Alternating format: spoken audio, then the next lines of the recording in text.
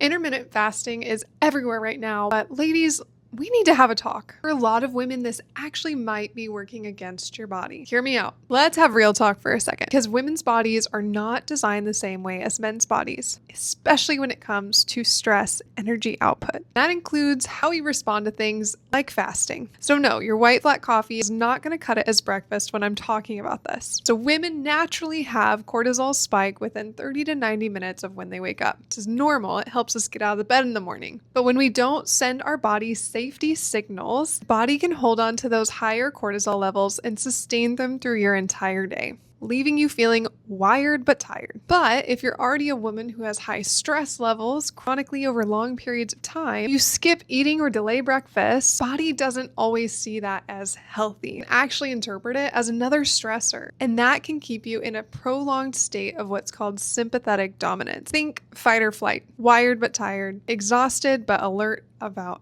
everything. With things like fasting actually send signals to our brain that we're going to stay in that chronic stressed out state for longer. Because remember, not sending safety signals to our body. And if our body is staying in high levels of stress for a prolonged period of time, it's going to be harder for our bodies to shift into what's called the parasympathetic side of our nervous system. Think rest and digest. That's really important for restorative sleep. When my girlies are waking up at 2 a.m., 3 a.m., or even 4 a.m., and they can't figure out why they can't go back to bed, their mind is racing, sometimes the culprit could be our blood sugar, especially in women who are restrictive eating, under eating, or even fasting in the AM hours of our day. Because as women, if we calorie load the front half of our day, actually are going to have a better chance of sleeping at night. So sometimes the most supportive thing you can do for your nervous system is actually sit down and eat a full protein heavy breakfast. I'm not saying we have to eat steak for breakfast every single day, but what I am saying is my girls who are high performers or even my runner girlies, we need to start thinking about fueling and setting up our body for success. Like and follow for more.